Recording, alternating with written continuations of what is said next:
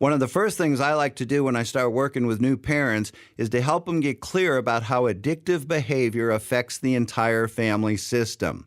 I have this presentation I call the 8-second lecture on chemical dependency. It goes something like this. Here's the addict. Here's the addict's chemical. Addiction is this person's life begins to revolve around the use of the chemical. It's that simple. My experience is that usually by the time I'm done drawing this circle, family members are starting to nod and they say, yep, that's it.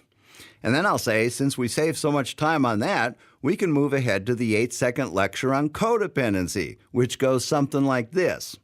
And unfortunately, this person has other people in his life. And the 8-second lecture on codependency is these people's lives begin to revolve around this person's life, which is revolving around the use of the chemical. What kind of day these people have depends on what kind of day this guy has, which depends on his relationship with the mood-altering substance at the time. They are, in a sense, codependent. And that's codependency at its most base definition. You can't argue with that. And again, it's my experience that when I draw that second circle, family members start really nodding. They really get that one. You may be having that experience right now as you're seeing this for the first time. But we also need to go a little further and take a look at what's going on emotionally here. Anytime there's an addiction in a family system, there are going to be a lot of unresolved feelings that can easily end up getting displaced. The people around the substance user are going to be angry, they're hurt, they're scared. Some of them might be feeling guilty or ashamed. And again, those are just the feelings that are directly related to the substance user. But then there's also going to be a lot of stuff going on between the individual family members. The diagram here shows a real common dynamic we see when the client's a teen or a young adult, and that's the parents who aren't on the same page as far as how they're dealing with the issue. You know, one's usually the tough guy and one's usually the enabler, and that can end up causing some pretty significant problems in their relationship. Or on the other hand, if the substance user is an adult in the family, there's a ton of different ways that relationships are damaged. Kids might be mad at the other parent for allowing the problem to continue. Or the kids could be mad thinking that the other parent's being too mean by making mom or dad go to treatment, and they end up choosing sides. And then it's not uncommon to see that kind of alignment or triangulation go on throughout the family.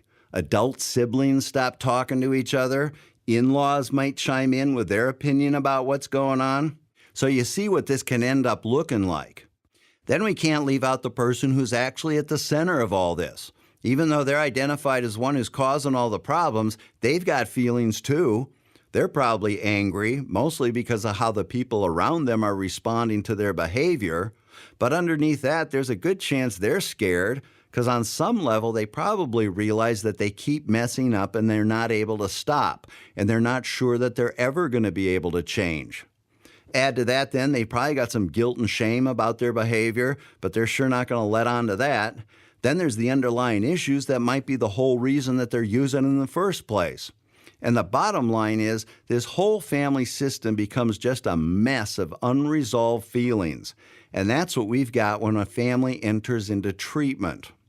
And so the value of this 8-second lecture on codependency is that while it might not be real pleasant to see it there in black and white as to what's going on in the family, it at least offers an explanation for how we got there. And with that explanation comes a solution. And you can see by this illustration that the first thing for the family members to do is to step back and remove yourself from this dynamic of being controlled by unhealthy behavior. A lot of you have already taken the first step in this process by addressing the problem and helping your loved one get into treatment. That's a good beginning, but it's not taking back your control completely. This is going to continue to get tested as you deal with different situations over the course of treatment. Ultimately, you're going to see that it's a process of you learning how to identify, set, and maintain healthy boundaries.